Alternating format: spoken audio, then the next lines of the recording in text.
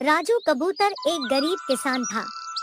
जंगल के पास उसकी छोटी सी जमीन थी। उसके परिवार में उसकी बीवी मुन्नी चिड़िया और छोटी बेटी चिंकू थी। राजू बहुत ही मेहनती था।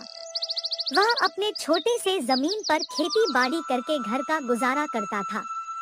दिन भर वह अपने खेत में मेहनत करता और शाम को घर को लौट जाता था। वह तीनों हंसी खुशी रहते थे। उसी गांव में चंगू मंगू नाम के गुंडे रहते थे। हाल ही में वह जेल से छूट कर आए थे। वह गांव में चोरियां और लूटपाट करते थे। उन दोनों के गांव में आने से चोरियां बढ़ गई थी।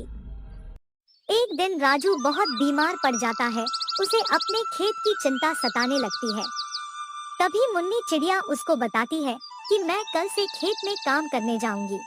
मुन्नी खेत में मेहनत करने लगी। उसकी बेटी भी कभी कभी उसकी मदद करने खेत में जाने लगी। उनकी मेहनत का फल उनको मिलने लगा। कुछ महीने बाद फसल कटाई के लिए तैयार हो गई। इस बार फसल बहुत अच्छी आई थी। राजू और मुन्नी चिड़िया बहुत ही खुश थे क्योंकि कल उनके फसल का बहुत ही अच्छा दाम उनको मिलने वाला था। सुबह सुबह मुन्नी चिड़िया और राजू अपने खेत में फसल काटने के लिए चले जाते हैं। खेत में जाते ही वह देखते हैं कि उनकी फसल किसी ने चोरी की है। यह देखकर दोनों बहुत ही दुखी हो जाते हैं।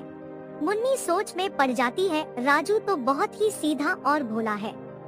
गांव में उसकी किसी के साथ दुश्मनी भी नहीं है, तो फिर यह कौन कर सकता है। दोनों उदास होकर घर आ जाते हैं। मुन्नी सोचती है यह काम उन दोनों बदमाश चंगू मंगू का है, लेकिन उसके पास कोई सबूत नहीं था। तभी उसके दिमाग में एक तरकीब आती है। अगले दिन मुन्नी गांव में यह खबर फैला देती है कि उसको अपने पुरखों की एक किताब मिली है।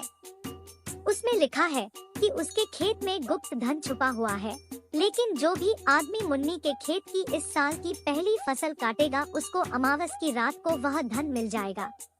मुन्नी कहती है वह धन हमको ही मिलने वाला था, लेकिन किसी ने उसकी फसल काटकर चोरी कर ली। अब जिसने भी यह फसल काटी है उसको अमावस की रात को वह धन मिल जाएगा। यह खबर चंगू मंगू को मिल जाती है। वह दोनों खुश हो जाते हैं। फसल तो हमारी हो गई, अब गुप्त धन भी हमारा होगा। कल अमावस की रात को हम राजू के खेत में जाकर गुप्त धन निकाल लेंगे। वह दोनों सोचने लगे। अमावस की रात को वह दोनों राजू के खेत में गुप्त धन के लालच में आ जाते हैं। तभी मुन्नी चिड़िया और गांव के लोग उन दोनों को पकड़ लेते हैं। दोस्तों, कहानी पसंद आई हो तो चैनल को सब्सक्राइब, लाइक और शेयर करो।